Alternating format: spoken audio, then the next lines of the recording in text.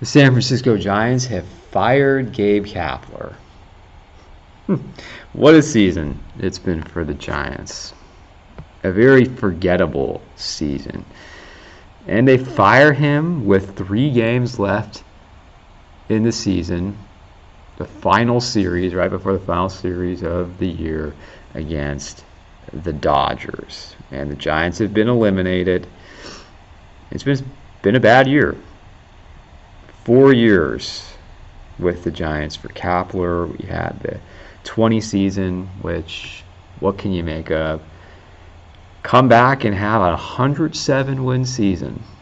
In 22 was 500, and this year Gabe Kapler was a couple games under 500 as the manager. And I'm in the camp of saying, well, why didn't they just wait till the end of the season? I don't know. Obviously, the players were done with him. They tuned him out. They didn't respond. I mean, just look at the pitchers on the mound and the body language of the players. It's bad. It's really bad. With Gabe Kapler, he's been called a phony. He's been called disingenuous. And, just from an outside perspective, the fan perspective, I mean, what are you trying to do? Just being the cool manager and everything with the way he dresses. And it just sort of seems like he talks through people when you're listening to interviews. And the Giants right now are a mess of an organization. Let's come out and say it. Are they a complete train wreck? No. Are they among the worst teams in baseball? No. Could it be worse? Yes. But there are a lot of problems with this franchise. Just a lack of talent. And as much as I don't like Kapler, the problem's not Kapler. The problem is the way the team has been built. That's the problem. The problem is a lack of talent.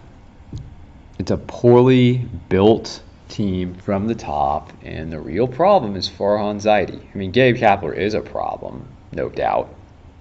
But Farhan was supposed to be the guy who was going to build this team right.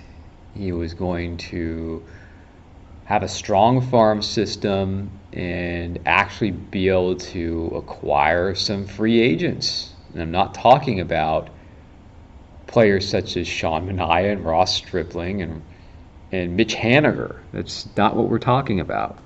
We're talking about major players, and he has not come through on his promises on landing a big free agent in San Francisco. If anything, he's turned them off with the way he's decided to use starting pitchers and then platooning all these position players.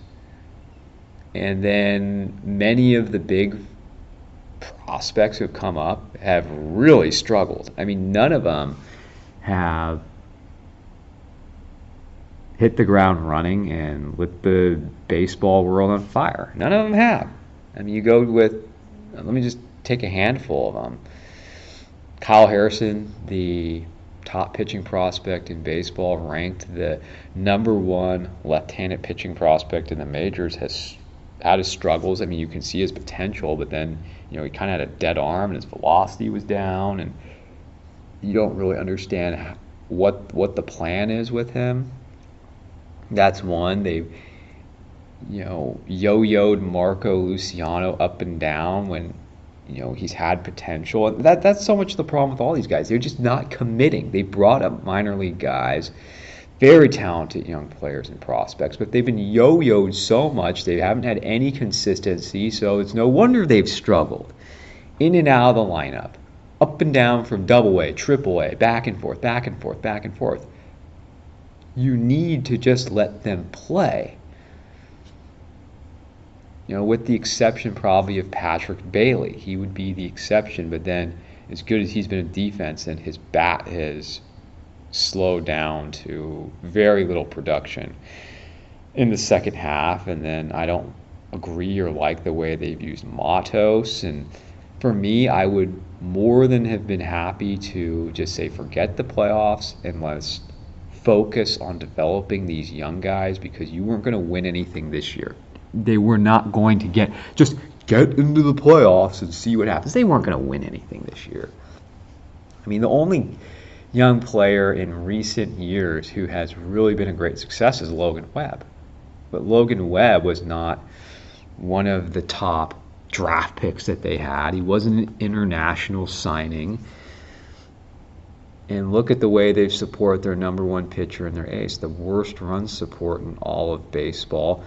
And, you know, if I was to sum this all up and say what's wrong with the Giants from a perspective of a fan, not the player, not being in ownership, but as a fan, is they're boring. They're a hard watch. They're even a hard listen on the radio. And that's the worst charge you can have against a team is you're boring, you're dull. You don't do anything for me. They don't have power. They don't hit many home runs. They don't have anyone that even approaches close to 30 home runs. How about even 25 home runs? No. When this is a game that's all about hitting home runs, and then the rule changes, which are supposed to be about speed and stealing bases, they don't have much speed either. Very little team speed and athleticism. I'm thankful it's football season. I am. I'm glad Gabe Kapler's gone, but Farhan needs to go too. But I'm glad it's football season. We're better off with the 49ers. We're better off with the Warriors coming up because this is not going to be a quick fix, and the problem remains. Farhan Zaidi's still there. He's not going anywhere. He's going to be there at least for another season. The organization trusts him, and I don't know why they would trust him. And, you know, Bruce Bochy was politely pushed out. Well, look how Bruce Bochy's doing this year. He's doing pretty well, isn't he? Brian Sabian got pushed out as well. Yeah, he wasn't the best at developing players, him and Bobby Evans, but they developed some players, and then, let's face it, they fleeced other teams in trades. I mean, they knew how to make big trades. There were bad trades like every organization. There were disappointments. At least you can say for Brian Sabian, he made it to 4 World Series under his watch. They had a dynasty under his watch. They won under that regime. And Bruce Bochy, look how Bruce Bochy's doing this year. I'm going to look at the standings as of today. They're in first place. The Rangers are in first place. They are 89 and 71.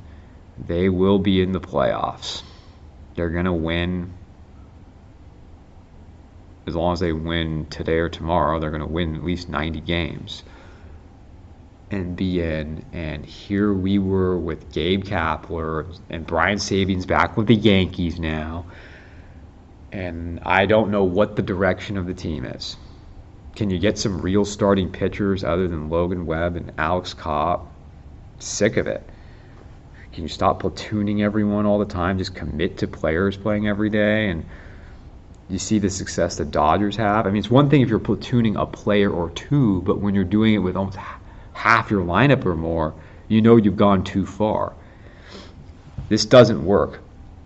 And what the Rays did with their pitchers did not win them a World Series, okay?